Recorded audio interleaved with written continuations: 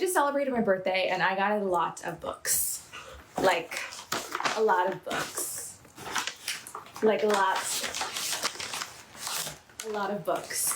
Hey y'all, welcome in or welcome back to the channel and welcome to a new video. Today, we are finally talking about BookTok. Back in May, I posted in my community tab about BookTok and I was wondering, what about BookTok would you like to discuss? Because I have been getting requests to cover BookTok for about 1.5 years now. And I was not expecting BookTok to be so polarizing. A lot of people wanted me to come for BookTok and roast them. Other people wanted me to just leave it alone. My reading tastes have also been preemptively roasted, or people's faith in my ability to cover BookTok adequately or fairly also preemptively roasted. And I got many strongly worded messages about BookTok. I was not prepared for all the opinions, honestly, the polarizing nature of the topic. So today we're going to talk about 5 main areas. Number 1 are book hauls and shopping. Number 2 are TBRs. Number 3 are book unhauls. Number 4 is a discussion of, are books like fast fashion? Because I get this question and this opinion all the time. My own opinion may surprise you. Who knows? And lastly, we're going to have a very short segment on aestheticization. This video is not a condemnation of reading or enjoying reading or specific kinds of books. I myself am a reader. I love to read. It's one of my favorite hobbies.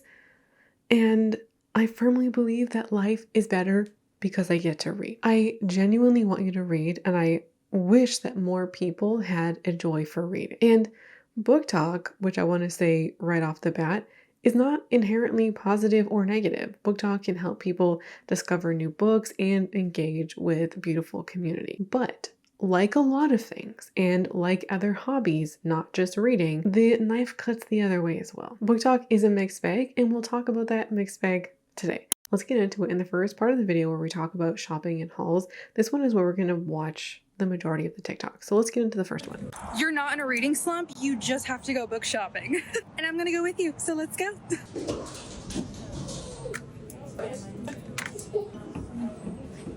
I have a really good feeling about today's shopping session. I don't know why. Y'all are probably gonna hate me, but I was not a huge Hunger Games girly when I was growing up. I know Sunrise on the Reaping just came out and my best friend was like gagging over it because she loves the Hunger Games series. Unfortunately, I never really read them when I was growing up. I don't even think I watched all the movies. I feel like I stopped. Maybe, what was the second one? Catching Fire? I don't even know, y'all. I'm so sorry. Like a lot of hobbies, BookTok loves to buy new things. I'm showing you this clip for the first part where she says you're in a reading slump, so you just need to go buy new books. The idea here, I think, is that if you go into the store and you look around for things to buy, something might catch your attention, but also you get to reignite your motivation. So you can get more excited about reading by going to buy new things. Just imagine, instead of reading, I put in another hobby, like knitting, or running, or makeup. If you're having a hard time running, like you're in a running slump, go buy new running clothes. If you're in a makeup slump, go buy new makeup. This may seem harmless, but what this does is reinforces the idea to shop to motivate yourself, to fix every emotional dip with the purchase. I see this pattern with shopping all the time in different places. Feeling a little bit low, go shop on Shein. Feeling a little bit bored, go to Sephora. You're feeling stuck, go to the mall. Or you're overwhelmed, go buy some skincare or office supplies or whatever it is. It's the same kind of behavior. It's the same pattern, but we're seeing it in different ways. This is coping via consumption. The act of buying becomes the response to discomfort, and over time, that becomes a habit. You feel low or you feel negatively in some kind of way. You shop, you feel better temporarily, you reinforce that behavior. It is still going to shopping to fix your problems. Not every reading slump is caused by some kind of stress or emotional toll in your life, but this is still a problem. Many people view a reading slump as a problem and something that they want to get out of. So you're still going to shopping to fix your problems. If your reading slump is coming from something else, like burnout or stress or some kind of emotional situation, buying a new book doesn't fix that. This is also how some people's TBRs can get so big, is by continuing this habit, or by, like, you're bored or you're stressed one day, and then you go onto whatever book site that you like, or go in person, and then you go buy a bunch of books and you repeat that behavior enough times, then you end up with 3, 4, 5, 6, 700 books. All right, let's now move on to our next one. Zero fucking self-control. So we have ourselves a little book haul. Do I have room for more books? No. Do I have a never-ending TBR? Absolutely. But here we are. Starting out with my most anticipated fall read, Fairytale. I have heard so many good things about this. My friend Bailey has been telling me I have to read it, and I will read anything she tells me to. I know it's like a dark, gothic, paranormal fantasy romance, maybe? Honestly, I don't know. But I know it's going to fuck with my brain a bit. So next we have Breaking Haley, which is a dark mafia romance. The author actually so kindly sent this to me, and you guys know I'm eating up a dark mafia romance every single day of the week. I think the amnesia trope is in this, and I will only stand for the amnesia trope in like dark romance. I don't know what it is, but it always hits. Okay, next we have The Hunted Heir. This is the second book to The Veiled Kingdom, which I loved. Such a good time. I haven't seen the best of things about this, obviously. I have to find out for myself. It's really fucking short. My expectations are in the basement. Like, they're pretty fucking low. Okay, and then, as you may or may not know, I started the Ruthless Boys of the Zodiac series, which is the prequel to Zodiac Academy. I get influenced too, and this video is also for me as well as for you, because I get influenced by BookTok. I read books like this creator. The first book, I was like, oh, that sounds good. I would read that. I also enjoy a mafia romance. The Hunted Heir, I read that series, hated it. I don't like it. So I'm also influenced by this too, okay?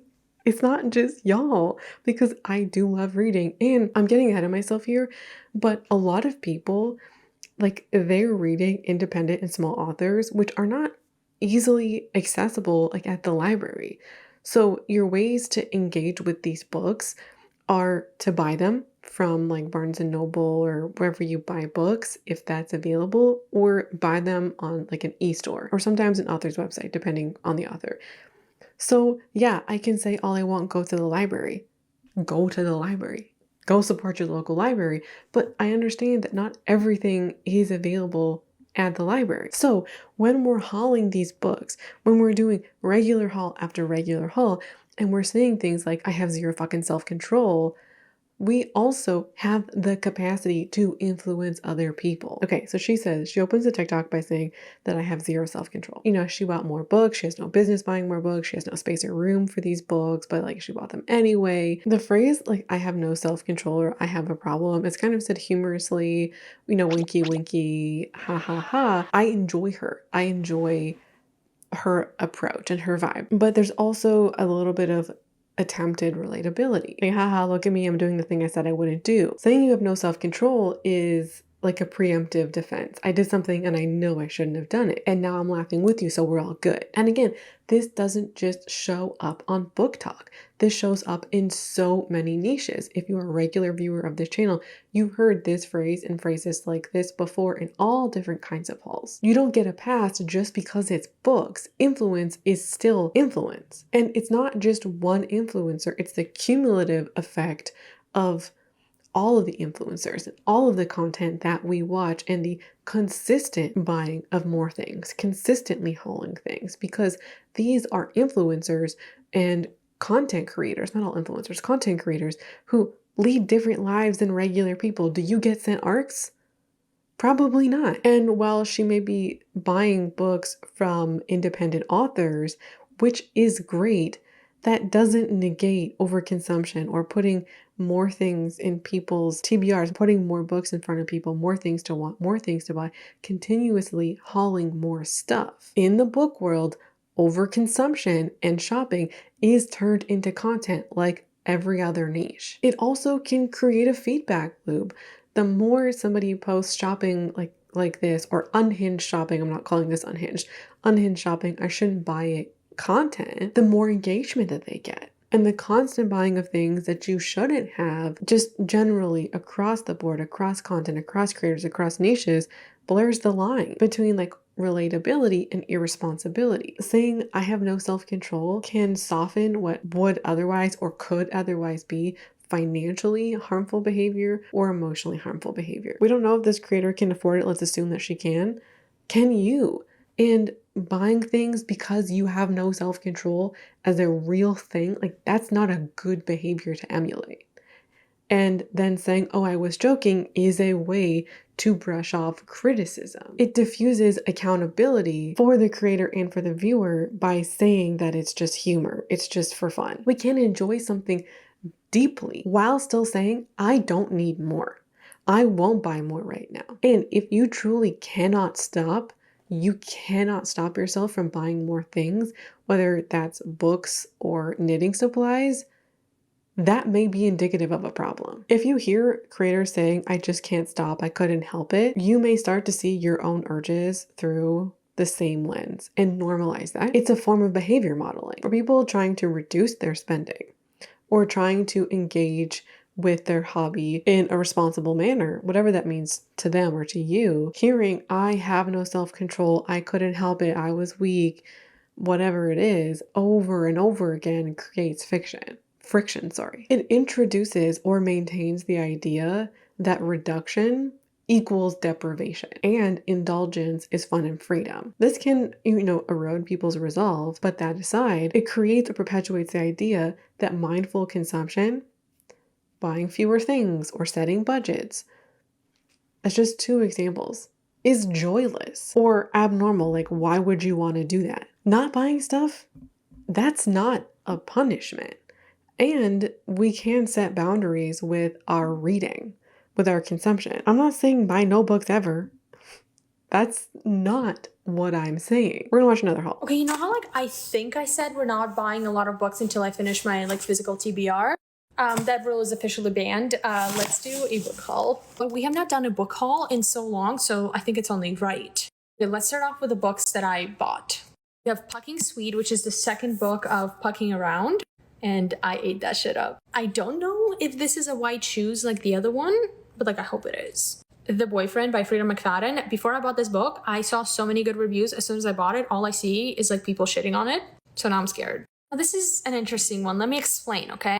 I bought How My Neighbor Stole Christmas by Megan Quinn because I love Megan Quinn, and obviously I was gonna pre-order one on Amazon. And then I went to Barnes & Noble and I saw the limited edition one because this looks so much better. So I ended up getting this too. And then Megan Quinn sent me one in mail.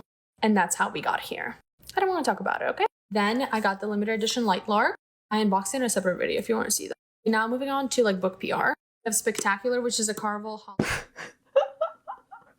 I know most of what she's talking about here accidentally. Listen, if you want to roast my book taste, do it. I have no problem with that. But I accidentally read Pucking Around not knowing what I was getting in for. And then I thought it was just a romance between two people. It wasn't. And as I was reading, I was like, wait, is it gonna be a throuple? No, it's not gonna be a throuple. Is it? Anyway, she says, you know the rule that I had where I said I wasn't buying a lot of books until I finished my physical TBR? That rule is officially banned. Book bans are very popular on BookTok, but they are also regularly broken. It's a regular thing for people to say, hey, I'm gonna go on a book ban because I have too many books, I buy too many books, it's a problem, only to then break it like this, and it's all a joke. This is a question for those of you who are regular consumers of no-buy content and then also book buying ban content. I find that in the no-buy world, if somebody were to, they're in the no-buy space, right? I find that people who break their no-buys are like really hard on themselves and are much more, oh, this is a problem. Whereas when people on book buying bans break them, it's much more lighthearted. I think there's different expectations in those worlds. I'd be curious to hear your thoughts. So I'm trying to say that going on book bans and breaking them is fairly normal. And then we also set the message that consumption is just too tempting to resist. This is also another way that we reinforce the idea that boundaries or restraint or just not buying stuff isn't fun. It's not a fun thing to do and it's restrictive. It's deprivation. You are depriving yourself because you are not buying things. And the thing about books that is not true of a lot of niches is that, well, sure, you may not be able to get Light Lark or Pucking Around from your local library. That's fair.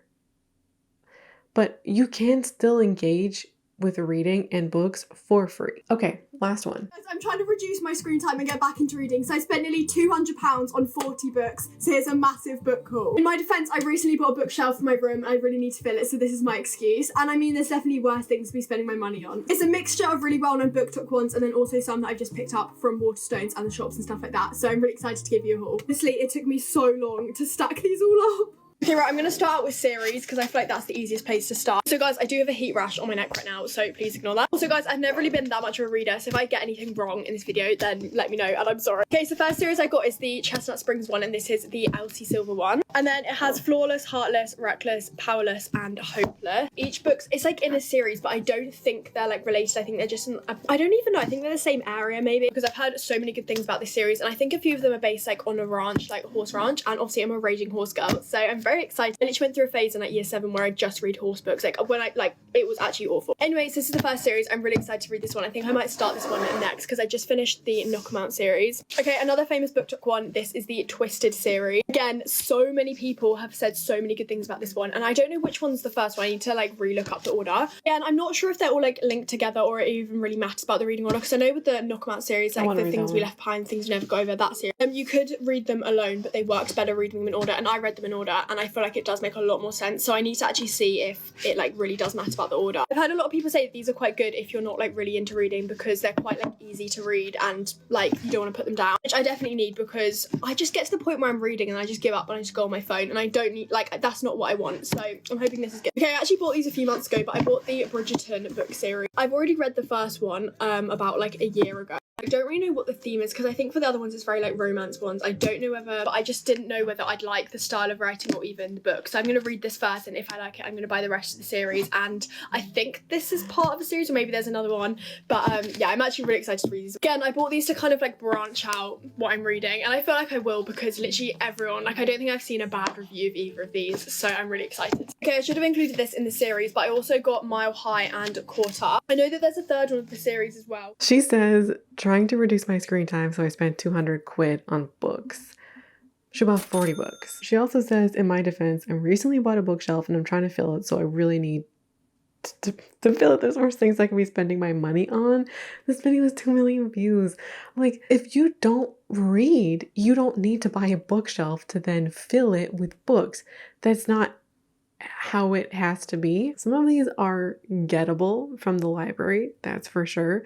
We could have experimented a little bit. We could have also gotten a few, like you could buy the first book in a series, or put in some requests at your library. Listen, sometimes when I'm feeling shoppy, I will go to the library with a tote bag and I'll just, you know, fling them all in the library. Okay, respect the books. I'm not gonna fling them, but you know, I'm just gonna come home with like 15 books in my bag. Like, yeah, and I got that little high, little dopamine rush of shopping. We didn't need to buy all this at once. We didn't need to buy entire series of books we haven't read and we don't know if we'll like.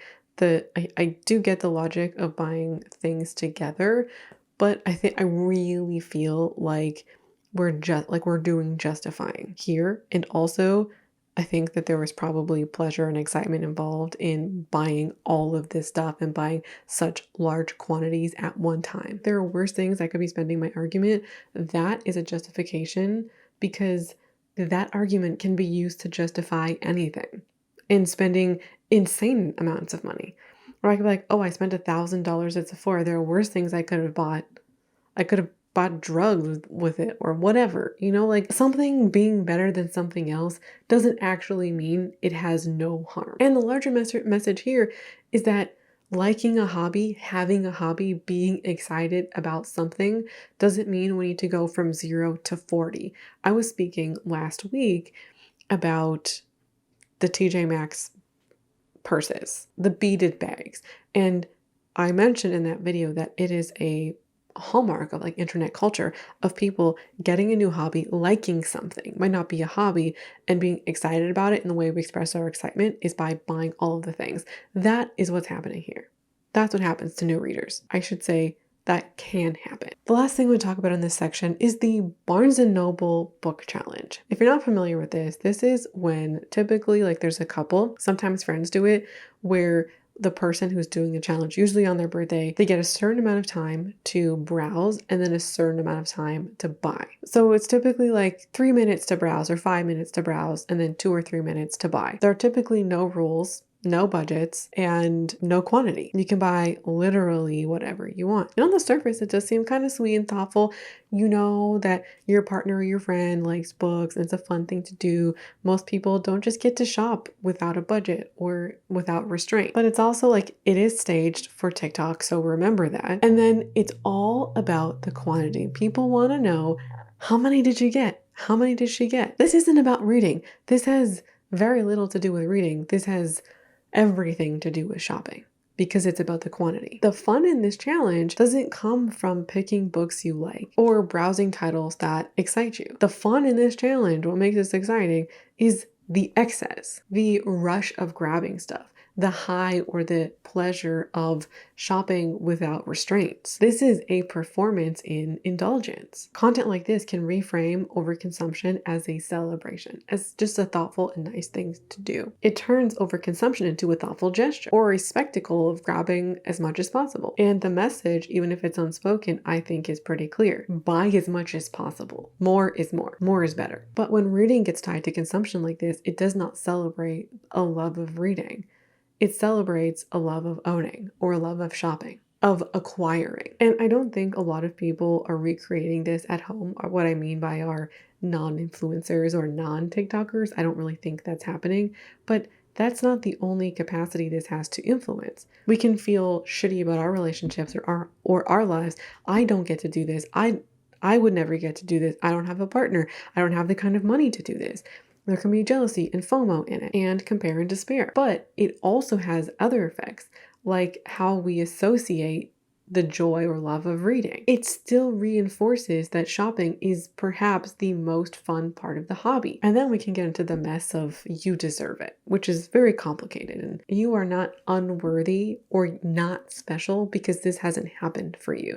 This is also an equation of stuff with love. You don't need a massive no limits haul to enjoy reading or to be a reader or to have a fulfilling reading life. Buying books is not bad. But when shopping becomes the default way we deal with our feelings of boredom, burnout, stress, reading slumps, that becomes a problem. And when hauls become the primary way that people engage with the reading community, it can shift our focus from the enjoyment or the pleasures of reading, the fun of reading, or just reading, to hauls and shopping, to the thrill of acquiring. It also reinforces this idea that to be a real reader means to own books at all or to have a large TBR. I said TBR, but I mean the larger, like the collection or the library of books, right? The bigger your collection or the bigger your library, the more bona fide reader you are. And when we're constantly exposed to people buying more things or creators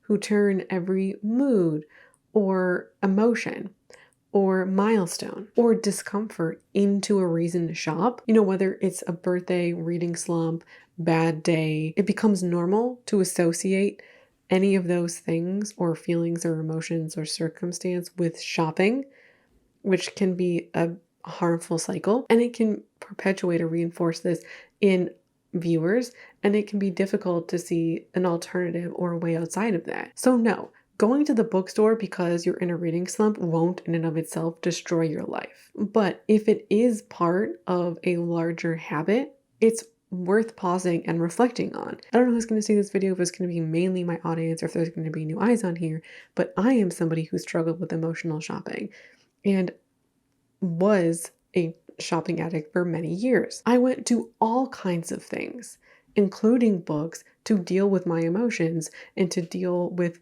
the difficulties of life around me. That can be a life-destroying behavior. It is not without consequences, and it's not just like, it doesn't matter because it's just books or it's just makeup or whatever your particular fancy is. It can create harms and there can be far-reaching consequences. We're going to move on and we're going to now get to TBRs. Hi, I'm Kobe and I have over 500 books on my physical TBR. So I'm reading every single one to bring you the very best and the very worst of what's on my shelf. TikTok has helped normalize huge physical TBRs. 200, 300, 500, even 700 book strong TBRs. One creator I came across had over 1,500 books on her physical TBR. To be clear, there is no shame in having unread books. And it's also cool if you read a lot.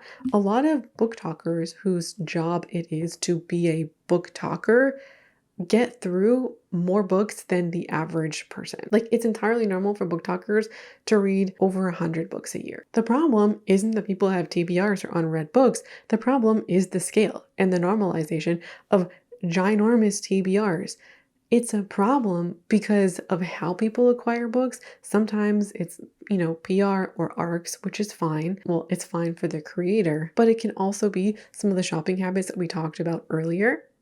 But also continuing to buy more things when you already have enough, when you already have a room full of books. It leads me to question, like, when is enough enough? And is there such thing as enough? So if you're buying a lot of books over time, this is going to accumulate into large TBRs. I also think that there is a bit of a distinction to be made via PR and ARCs. Some book talkers get books in the form of PR, where it could be from like the publishing company or from the author, and it can come with like goodies inside of it that aren't books. Some things are ARCs or advanced reader copies, and these tend to just be the books and, are given to a TikToker to help promote a book. And advanced reader copies are typically sent to people to read before the release, and usually, although it's not always, to help create, hype for the book. ARCs and even some PR are essential to book sales. And yes, there are giants in any book niche, whether that's romantasy or thriller, but the majority of authors out there aren't giants.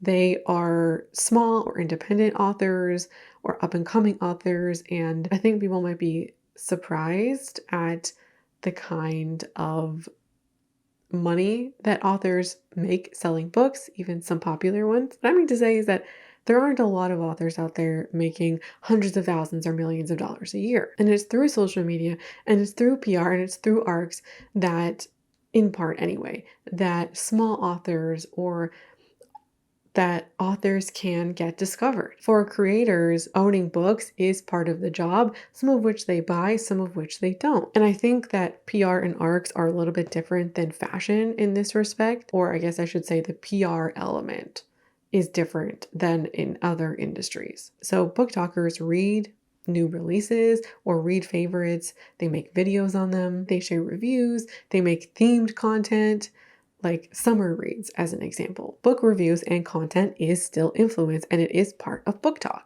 and it is both positive and negative. A book review isn't inherently a problem. They are essential to book sales, but they are also great content, great ways to learn if a book is right for you as a reader. I think if you are on BookTok, you get the vibe of certain creators, and if they like the same things as you, then like you can get your recommendations from them. And that's lovely. That can be a really lovely thing. The last thing about TBRs is the aesthetic factor. Having physical books and a large collection of physical books has an aesthetic factor to it, not only because they are like they show well in photos and videos for making content purposes, but they can serve as backdrops to videos. And for creators, physical books are not just for reading, they are tools of the trade. They are part of the job. They can be props or ways to build atmosphere. besides as well being things that this person enjoys. So yes, it might be true that booktalkers get in books for free, or they get them as ARCs or PR, and some of their TBRs accumulated that way. You at home are not a booktalker. You're not an influencer. You don't get stuff for free. And these large TBRs still can impact you.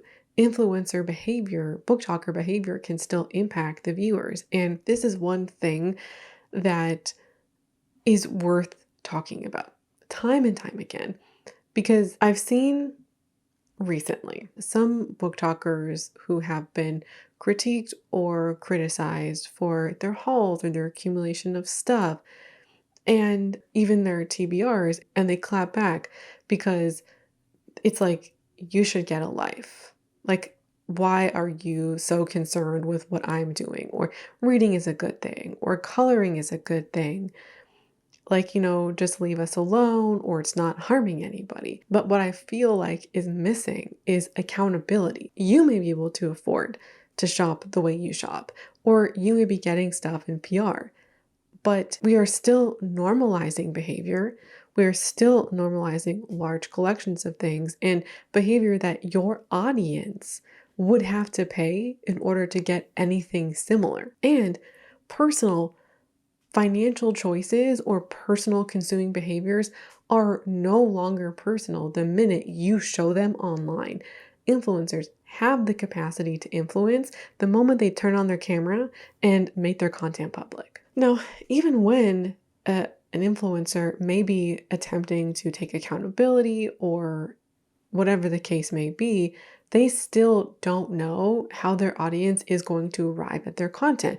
They don't know if their audience is going to get FOMO from their content or if they come with shopping addiction. Even if an influencer is doing everything that they can, not everything is up to an influencer. So this message is for you, the viewer. If particular content, particular TBR content or book hauling content is stressing you out or making you feel inadequate or insecure about what you have, perhaps that person or that content is not for you, period, or maybe just not right now. The point of reading, in my opinion, is not to accumulate, but to enjoy, and to enjoy reading, to enjoy new worlds, maybe even to escape for a while. Whether you own 2 books or 200, you are still a valid reader, and you don't need a massive TBR to prove anything. Next up are book unhauls. The book unhaul is the book lingo, or the booktok lingo, booktube lingo, for declutters. Book unhauls do have debates, so let's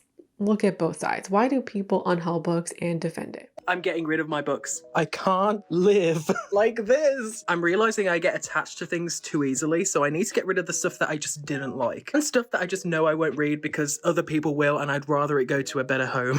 Let's go. Books take up space. They take up a lot of space, and letting go of unread or unloved books can be a freeing experience, just like decluttering anything else. This can be especially true for content creators who accumulate a lot of things in their job. What you like changes over time.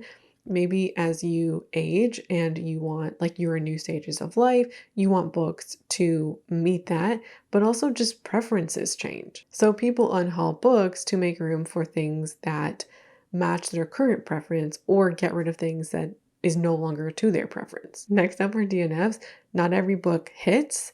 You can come in with the best of expectations and it sucks. Some readers embrace the mindset that you don't have to finish or keep books you didn't like or books you didn't finish. Unhauling books can become a way of getting rid of that, but also that freeing feeling or getting rid of that guilt or shame for not finishing your things. And I think as well to create a more intentional reading space. Some also argue that unhauling books is part of the circular economy, especially by donating or reselling. And there is a live and thriving market for secondhand books. There are book marketplaces that exist. This cycle helps keep reading going. And it is not wasteful generally if it is done in the right way, or done thoughtfully, I should say. Like giving your books to a library, or let's say Better World Books or a little free library, is putting books into new people's hands. While all of this can be true or have an element of truth in how much that is free. It's going to depend on the person. The biggest critique of this practice is the consumerist undercurrent. Book unhauls often follow the book haul or are necessary or a result of shopping and accumulating things. Buying dozens of books that you never read and will never read, and then continuing to do that like year after year. It's one thing to do that and then say, you know what, this isn't the kind of behavior I want to engage with, and then you change. That's not the same as buying book after book, dozens of books, declutter, and then continuing that behavior. I talk about the buy and declutter cycle on my channel. This is that in action, but in the book world. And it is often a reflection of the consumption cycle. Buy, declutter, repeat. But the book world, I think, is just a little bit less clear than other niches. Like I talk a lot about beauty and fashion because there are really accessible and, let's say, sustainable ways to discard books, but also viewers can engage in book content without buying things. By that I mean, I could be a booktalker who reviews a book that I love. A viewer could go and get that book for free. And so that's not always the case in other niches. And reviews can be really helpful for helping people find their next thing, their next read, their genre, and they can engage in that for free, although that's not always or quite often how it shakes down. And PR, even if the person doesn't use it or ARCs, is also not generating the same kind of waste like makeup or skincare PR. There isn't an expiration date on books. And this is also something that kind of has two things that are true, where some of this is necessary to do a job that is not as wasteful or has the same problems as other consumer niches. But even if it's not wasteful or problematic for the creator, if you as a viewer engage in these habits, it can be. You do not have the same resources as, or quite often anyway, as a book talker. Let's now address the question of books being like fast fashion. I see this a lot and I hear this a lot. So let's look at ways that this may and may not be true. Number one is overconsumption for aesthetics or trends. In a similar vein to fast fashion, some book talkers buy books specifically for the color or specifically for like the vibe and the way that it looks and have no idea if they're gonna like the story, or they're buying something because they've heard a lot about it. When I used to watch a lot of beauty content, I would hear people say, oh, I just have this here. I want to get this perfume because I've heard so much about it. Maybe the person reads the notes and you go, okay, I'm going to buy it. But they don't actually know if they're going to like it. The same thing can happen with books. That was unnecessary for me to grab this. There's also the pressure to buy what's trending because it's trending to stay relevant in the algorithm on the creator's front, which happens in so many niches. And then that also encourages readers to buy the things too. And it's these books that are the most difficult to access from your library. Second up are hauls. Much like fast fashion's buy, wear, toss cycle, books have become increasingly treated as disposable. You see a huge haul and then a month later an unhaul.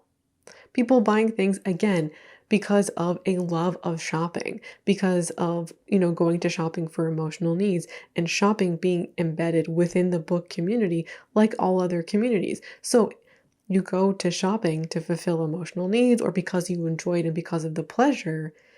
The result can be the same if that's what's happening. Buying things you don't need, don't like, won't use, won't read. There's also influencer-driven content or influencer-driven consumption, where there is pressure on creators to continue to post the most relevant books, the most relevant or newest or hottest releases. This fuels a constant churn and can make average readers feel like they need the newest thing, the hottest thing because it's hot. Now, here's why this comparison doesn't hold up. Books can have intrinsic value. Unlike a $5 t-shirt that can unravel very quickly or it can shrink in the wash and it just falls apart, a book retains its value even as intellectual or emotional or resale for much longer. You can reread it, reshare it, donate it, and it can be circular, like literally forever. And even if books are being made more cheaply than they were before,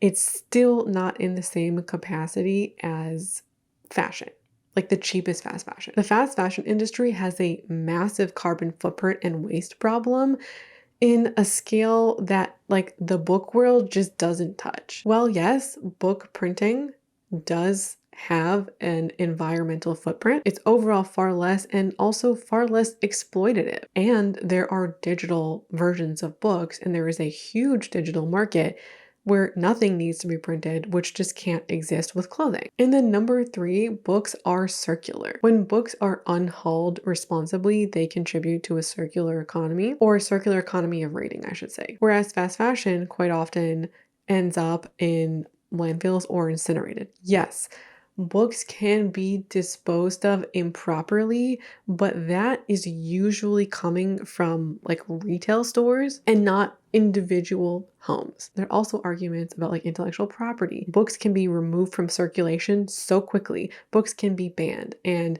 I saw a lot of arguments and a lot of people saying that, like, the way to secure your knowledge or to secure knowledge is by owning books. Well, we're not going to solve all of our problems by a circular economy. Generally, they do exist in the book world and are alive and thriving, and there is a need and a desire for such things. Here is what this comparison, I think, is really trying to get at, though. Calling books the new fast fashion, I don't think is about demonizing reading or books. It's about calling out the pattern by consumption that's driven by trends or aesthetics or social media, or even things like performative ownership, maybe. There's always something new to want and something new being pushed, but I do not think that comparison is entirely fair, especially when we consider like the act of writing books and authors, and I guess small businesses work in the fashion space as well, but the average person's access to that is not the same as the average person's access to like an independent author. It's far easier in the book world, I should say. And yes, there is an increasing amount of AI written books, and that is in and of itself its own problem that we don't have time to dive into today. The last thing to touch on are reading aesthetics. BookTok aestheticizes the act of reading, which can be a fabulous thing to help folks get in the mood of reading or get excited about reading. But some of the consumption that is being promoted on BookTok is not actually the books, but it's just the aesthetics of reading, or romanticizing reading by selling people stuff or promoting stuff like TBR cards or reading projectors, library scanners, snack bowls, reading trays, reading nooks, all the accoutrements. I'll play some examples on the screen. You don't need any of these things to be a reader, to enjoy reading. If you already have a reading nook, use it, you know? But if you don't have space for one or money for one, you're still a valid reader. A library scanner isn't necessary for the average person. And you also probably could use your phone in a lot of cases. You don't need a snack tray to read, and you also don't need a reading projector to read either. Some people who read a lot may use these things. Some of these things may be accessibility tools, but one thing to ask yourself is, do I need these things to read? Will I use them? And you don't need more stuff to do a hobby.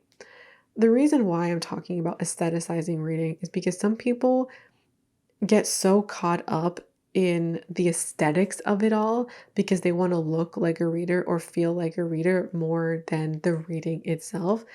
And it's more way for people to sell readers things. As I've mentioned time and time again on this channel, sometimes we love a hobby so much, we look for all the ways to engage in it. We like beaded bags so much, we just want to continue buying all the beaded bags. We love reading so much, we want to buy all the books. We also want to buy the bookmarks and the stickers and the cases and the projectors and the library cards and all of this stuff because of our love of reading, and it is a way for us to participate in our love of reading. So that's it for me today. I hope you enjoyed this one. I think it was a long one. I would love to hear your thoughts. There is a community of readers here. I would love to know one of two things. Number one, what is your favorite book you've read recently? Or if you're like, what is recently so far in 2025? Is number one. And or number two, what book are you most excited about reading? Just my own example, Kayla Edwards' City of Gods and Monsters, that series, the 4th book is coming out next week. I'm so excited. I'm about to embark on my reread. So let me know what book you're anticipating or excited to read, even if it's not new. Thanks for watching, and I hope to see you again around here soon for a new video.